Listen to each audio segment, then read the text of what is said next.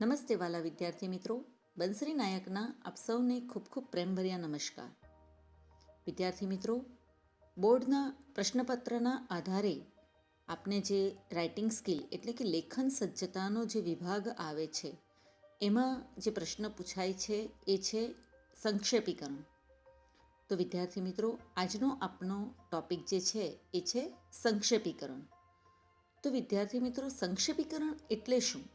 આપ સૌ ધોરણ 11માં શીખી જ ગયા છો અને જાણી જ ગયા છો એ પ્રમાણે સંક્ષેપીકરણ ધોરણ 12માં પણ આવે જ છે. પરંતુ વિદ્યાર્થી મિત્રો, ધોરણ 11 અને ધોરણ 12ના સંક્ષેપીકરણમાં ફક્ત એક જ તફાવત રહ્યો છે. ધોરણ 11માં સંક્ષેપીકરણ જે પૂછાય છે તો આ પ્રશ્નમાં આપ સૌને ગુજરાતી પેરેગ્રાફ પૂછવામાં આવે છે અને એનો જવાબ પણ તમારે ગુજરાતીમાં જ આપવાનો હોય છે. એટલે કે સંક્ષેપીકરણ પણ તમારે ગુજરાતીમાં જ કરવાનું હોય છે.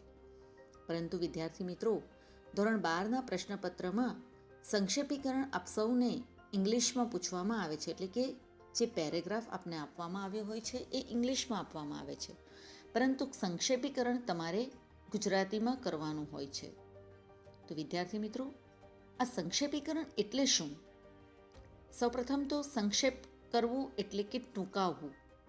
અને તમને જે પ્રશ્નપત્રમાં જે પેરેગ્રાફ આપવામાં આવ્યો હોય છે, જે ગદ્યખંડ આપવામાં આવ્યો હોય છે, એમાં જે મુખ્ય વાત કહેવાની હોય છે એને જરા લંબાવીને કહેવામાં આવી હોય છે. પરંતુ આ જે વાત કહેવામાં આવી છે એ વાતને સમજીને, એનું ટૂંકાવીને, ભાવાર્થ બદલ્યા વગર તમારે એને સંક્ષેપીકરણ કરવાનું હોય છે. એટલે કે એને ટૂંકાવીને તમારે પેરેગ્રાફ લખવાનો હોય છે. ટૂંકમાં કહીએ તો વિદ્યાર્થી મિત્રો, સંક્ષેપીકરણ એટલે જે વાત વધારે શબ્દોમાં કહેવાય છે એને ટૂંકાવીને ભાવાર્થ બદલ્યા વગર ઓછા શબ્દોમાં રજૂ કરવી. વિદ્યાર્થી મિત્રો, ગુજરાતી આપણી માતૃભાષા છે અને આપ સૌ જાણો છો કે માતૃભાષામાં કંઈક પણ લખવાનું હોય તો એના માટે કેટલી બુદ્ધિ ચાતુર્યની પણ જરૂરત હોય છે. તો વિદ્યાર્થી મિત્રો, માતૃભાષામાં અને એમાં પણ સંક્ષેપીકરણ એ ભાષાની વાકચાતુર્યની આત્મા કહેવાય છે. વાકચાતુર્ય એટલે કે તમારી બોલવાની કળા. તમારી પાસે એવું કેટલું નોલેજ છે કે જેને તમે જે કંઈક પણ કહેવા માંગો છો તો તમે કેટલા ઓછા શબ્દોમાં તમે વધુમાં વધુ કહી શકો છો. આપ સૌ જાણો છો, આપણી ગુજરાતી કહેવત છે, ગાગરમાં સાગર. બસ એવું જ આ સંક્ષેપીકરણનું છે કે તમારે જે કહેવાનું છે એ ટૂંકમાં કહેવાનું છે, સંક્ષેપમાં કહેવાનું છે. પરંતુ આપને જે ફકરો આપવામાં આવ્યો હશે, જે પેરેગ્રાફ આપવામાં આવ્યો હશે, એ ખૂબ જ લંબાણમાં આપવામાં આવ્યો હશે. અને આ લેખનમાં તમને જે કંઈક પણ લંબાણપૂર્વક કહેવામાં આવેલું છે એ વાતોને તમારે ટૂંકમાં જણાવવાની છે, અને એ પણ એનો અર્થ બદલ્યા વગર. એટલે કે ઓછામાં ઓછા શબ્દોમાં તમારે ઘણું બધું કહી દેવાનું છે. અને કહેવા જઈએ તો લગભગ 1/3 ભાગમાં તમારે આખા પેરેગ્રાફનો ભાવ સમાવી લેવાનો છે કે જેથી વાંચનાર આ આખા ગદ્યાંશનો સાર ટૂંકમાં જ સમજી જાય. જી હા વિદ્યાર્થી મિત્રો, આપનું જે સંક્ષેપીકરણ છે એનો સાર તમારે ટૂંકમાં જ સમજાવવાનો હોય છે. તો વિદ્યાર્થી મિત્રો, આ સંક્ષેપીકરણ કરતી વખતે પણ આપ સૌએ કેટલીક બાબતોને ખૂબ જ ધ્યાનમાં રાખવા જેવી હોય છે. તો આ કઈ કઈ બાબતો છે એની સમજૂતી હવે આપણે અહીં સ્ટાર્ટ કરીએ છીએ. તો ચાલો જોઈએ સંક્ષેપીકરણ કરવું કઈ રીતે. સંક્ષેપીકરણ કરતાં પહેલાં વિદ્યાર્થી મિત્રો, આપને જે ફકરો આપવામાં આવ્યો હોય છે એ બરાબર વાંચીને સમજવું કે એનો મેઇન કેન્દ્રવર્તી ભાવ શું છે, એટલે કે મેઇન સેન્ટર પોઈન્ટ શું છે. આખા પેરેગ્રાફમાં મુખ્ય કઈ બાબત ઉપર ભાર મૂકવામાં આવ્યો છે, કારણ કે એ ભાવ જે હશે એમાં જ તમારે તમારો જવાબ આપવાનો છે.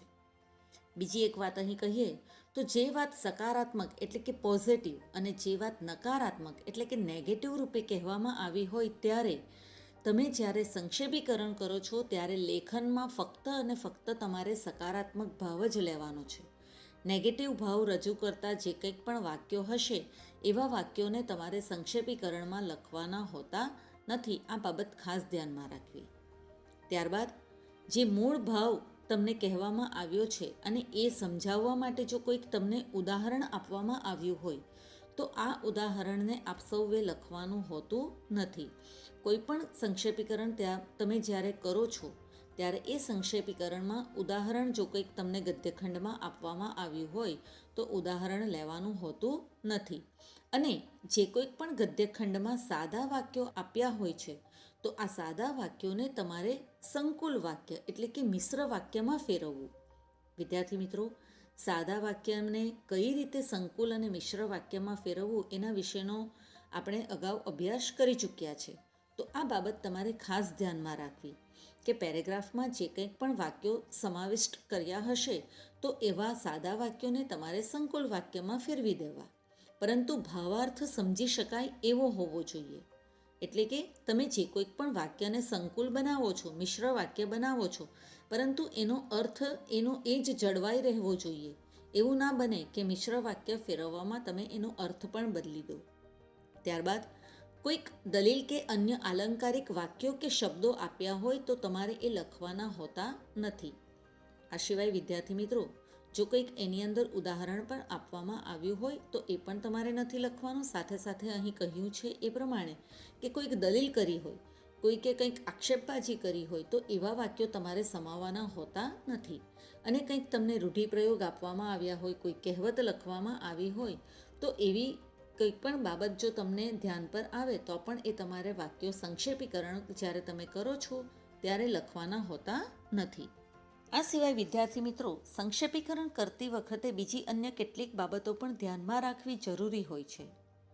જેમ કે નંબર 1, આપેલો ફકરો પૂરી એકાગ્રતાથી વાંચો અને સમજવું. વિદ્યાર્થી મિત્રો, સંક્ષેપીકરણ હોય કે કોઈ પણ પ્રશ્ન હોય, તમે જ્યારે એક્ઝામમાં તમારી કોઈક પણ જવાબ લખો છો તો જે કંઈક પણ તમને સવાલ એટલે કે ક્વેશ્ચન પૂછવામાં આવે છે તો એને હંમેશા પૂરી એકાગ્રતાથી વાંચવું જોઈએ અને ત્યારબાદ એ ક્વેશ્ચનમાં શું પૂછવામાં આવ્યું હોય છે એ સમજવું જરૂરી હોય છે. ત્યારબાદ સંપૂર્ણ અર્થ સમજ્યા પછી અલગ અલગ મુદ્દા ગોઠવવા. બને તો પેરેગ્રાફમાં જે કંઈક પણ તમને મેઇન પાર્ટ દેખાય છે, જે મેઇન ઇમ્પોર્ટન્ટ વાક્ય તમને દેખાય છે તો એના નીચે તમારે અંડરલાઇન કરી દેવી. ત્યારબાદ અનાવશ્યક કે પુનરાવર્તિત થયેલા જે કંઈક પણ વાક્યો હોય એને અલગ પાડી દેવા. પુનરાવર્તિત એટલે કે વારંવાર રિપીટ થતા.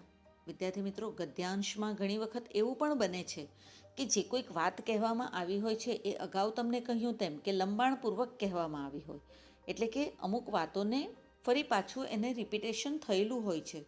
તો આ રિપીટેડ થયેલા જે કોઈક પણ વાક્યો હશે એ વાક્યોને તમારે અલગ કરી દેવાના હશે, અથવા તો એમાં પણ તમે અંડરલાઇન કરી શકો છો કે જેથી કરીને ખ્યાલ આવે કે આ વાક્યોને તમારે ફક્ત એક જ વાર લખવાનું છે.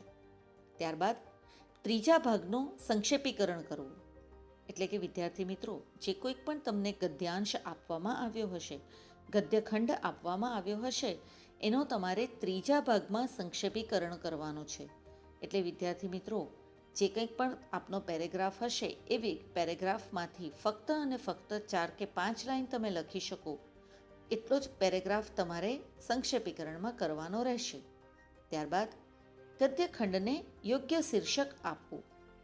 જે કોઈક પણ તમે પેરેગ્રાફનું સંક્ષેપીકરણ કરો છો તો એમાં જે મેઇન વાત કહેવામાં આવી હોય છે એ મેઇન મુદ્દાને આધારે, મુખ્ય મુદ્દાને અનુરૂપ જે કોઈક પણ શીર્ષક એટલે કે ટાઇટલ એ તમારે પેરેગ્રાફની ઉપર લખવાનું હોય છે.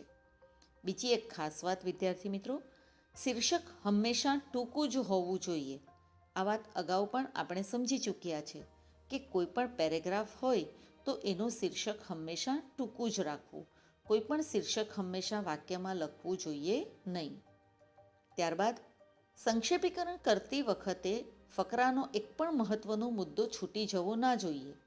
વિદ્યાર્થી મિત્રો, ઘણીવાર એવું બને છે કે સંક્ષેપીકરણ આપણે જ્યારે કરતા હોઈએ તો ત્યારે ઘણા બધા પેરેગ્રાફ, જે કોઈક પેરેગ્રાફ હોય એ પેરેગ્રાફમાંથી ઘણા વાક્યો આપણે લખવા માટે અલગ તારવ્યા હોય, પરંતુ એવું ના બને કે મુખ્ય મુદ્દો જે હોય છે એ જ છૂટી જાય લખવાનો.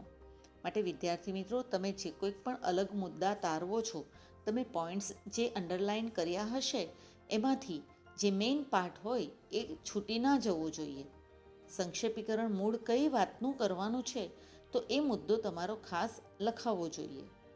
નેક્સ્ટ, સંક્ષેપીકરણ સીધી, સાદી, સરળ અને શુદ્ધ ભાષામાં લખો. દાખલા, દલીલો, પુનરુક્તિઓ એટલે કે વારંવાર બોલાતા શબ્દો તેમજ અલંકારિક ભાષાનો ઉપયોગ કરવાની બિલકુલ જરૂર નથી. વિદ્યાર્થી મિત્રો, નિબંધ લેખન જ્યારે આપણે કરતા હોઈએ છીએ, અર્થવિસ્તાર જ્યારે આપણે કરીએ છીએ, ત્યારે કોઈ પણ બાબતને સમજાવવા માટે આપણે અલંકારિક શબ્દોનો ઉપયોગ કરીએ છીએ અને કંઈક આપણે ઉદાહરણ કે દલીલો પણ લખતા હોઈએ છીએ. પરંતુ સંક્ષેપીકરણમાં આવું કરવાનું હોતું નથી. સંક્ષેપીકરણની ભાષા તમારી એકદમ સરળ હોવી જોઈએ અને શુદ્ધ ભાષામાં તેમજ સાદી અને સીધી હોવી જોઈએ.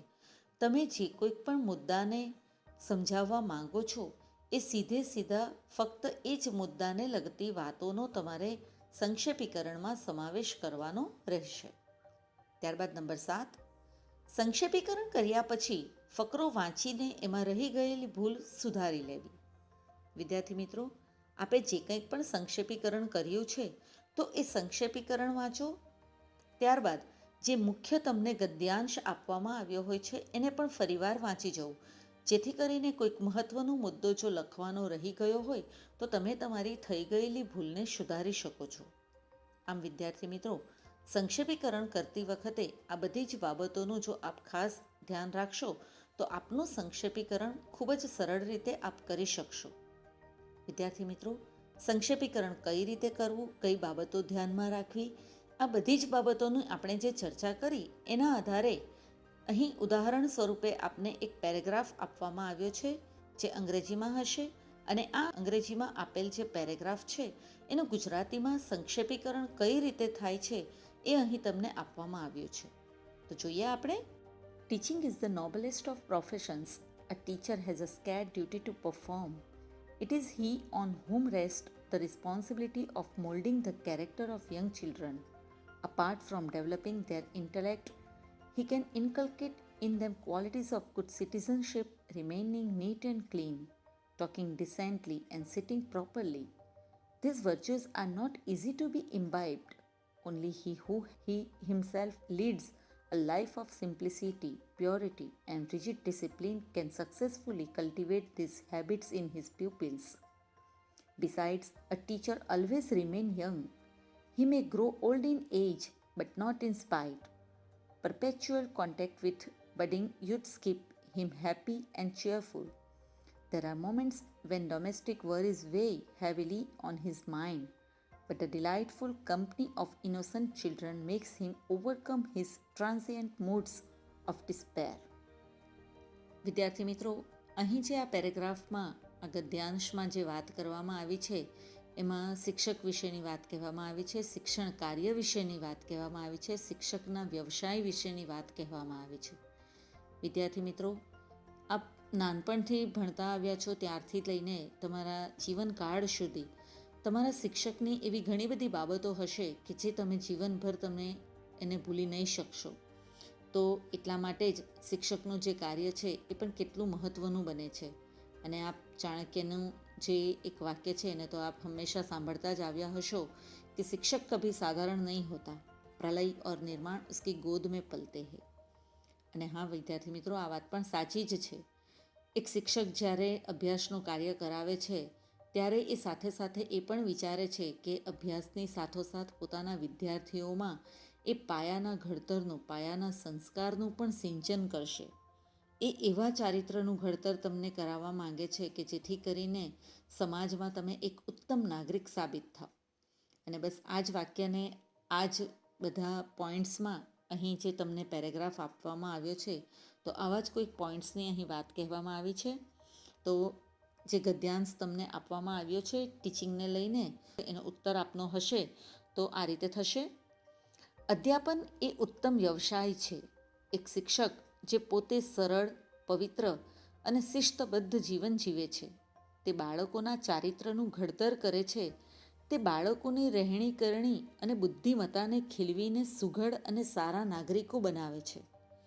તેઓ બાળકો સાથે એટલા ઓતપ્રોત થઈ જાય છે જેથી પોતાની અંગત સમસ્યાઓ પણ ભૂલી જાય છે. આમ વિદ્યાર્થી મિત્રો, અહીં તમે જોશો તો જે કંઈક પણ તમને ગદ્યાંશ આપ્યો હતો એમાં પણ આ જ મેઇન વાત કહેવામાં આવી હતી. તો એ જે મેઇન વાત છે એને સરસ આ ટૂંકાણમાં પણ કેવી બધી જ વાતોને સમાવી લેવામાં આવી છે.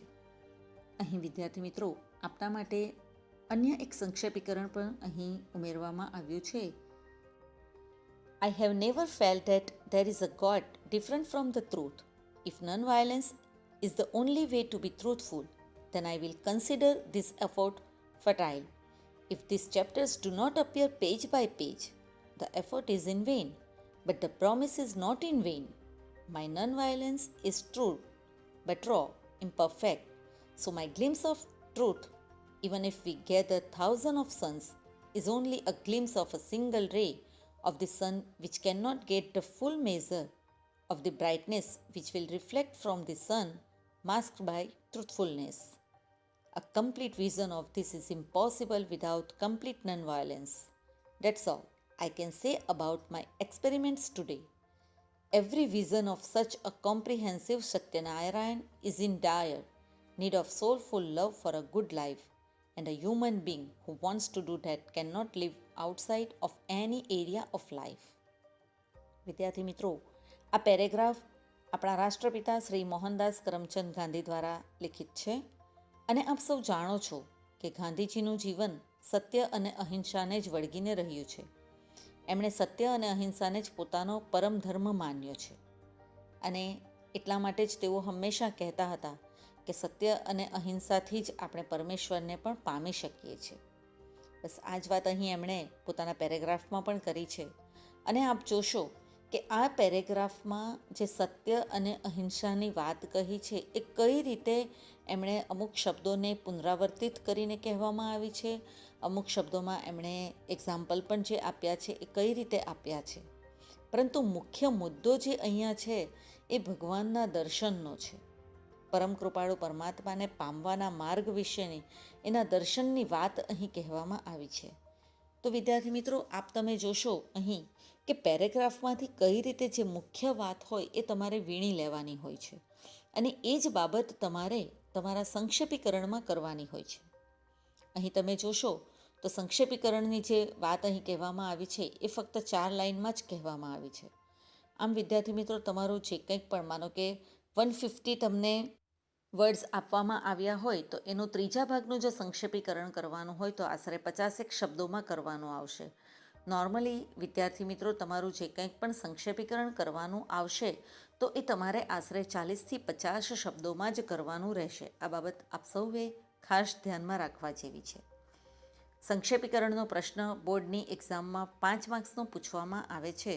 તો આ 5 માર્ક્સને આપે કઈ રીતે કવર કરવા એ જે કંઈક પણ અહીં તમને સૂચનો આપવામાં આવ્યા છે એ સૂચનો આપ ધ્યાનમાં રાખશો તો સરળતાથી આપ આ ઉત્તર પણ લખી શકશો. અહીં જે તમને ઉત્તર આપવામાં આવ્યો છે આ પેરેગ્રાફનો, તો એ ઉત્તર આપણે જોઈએ.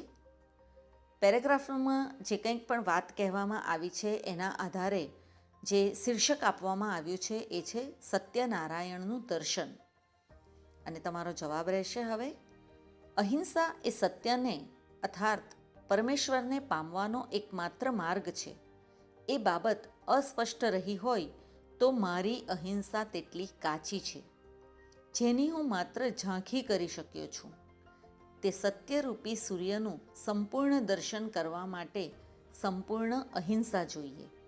સત્યનારાયણનું દર્શન કરવા ઈચ્છતો મનુષ્ય જીવ માત્ર પ્રત્યે આત્મવત પ્રેમ રાખે. આમ વિદ્યાર્થી મિત્રો, અહીં તમે જોશો તો ભગવાનને પામવા માટેની જે ગાંધીજીએ વાત કરી છે એમાં સત્ય અને અહિંસા પર એમણે ભાર મૂક્યો છે. ત્યારબાદ કહે છે કે જ્યાં સુધી મનુષ્ય પોતાના મનમાં જીવ માત્ર પ્રત્યે પ્રેમ નહીં રાખશે ત્યાં સુધી એ ભગવાનના દર્શનને પામી શકતો નથી. માત્ર તમે ઝાંખી જ કરી શકો છો. એટલે સંપૂર્ણ દર્શન જો તમારે પ્રભુના કરવા હોય તો તમારા દિલમાં હંમેશા સંપૂર્ણ અહિંસા હોવી જોઈએ, તેમજ સત્યતા પણ એટલી જ હોવી ખૂબ જ જરૂરી છે. આમ વિદ્યાર્થી મિત્રો, આ બંને ઉદાહરણો લઈને આપ સૌ જાણી જ ગયા હશો કે સંક્ષેપીકરણ કરવું કેટલું સરળ છે. જે કંઈક પણ બાબતો આપણે સમજી છે એ બધી જ બાબતોને આપ ધ્યાન રાખશો તો સંક્ષેપીકરણ ઓર પણ સરળતાથી આપ કરી શકશો. તો વિદ્યાર્થી મિત્રો, અહીં સંક્ષેપીકરણનો આપણો જે મુદ્દો છે એ અહીં જ પૂર્ણ થાય છે. આપણો ટૉપિક પણ અહીં જ પૂર્ણ થાય છે. નવા ટૉપિક સાથે જલ્દીથી ફરી પાછા આપણે ભેગા મળશું. ત્યાં સુધી બંસરી નાયકના આપ સૌને નમસ્કાર.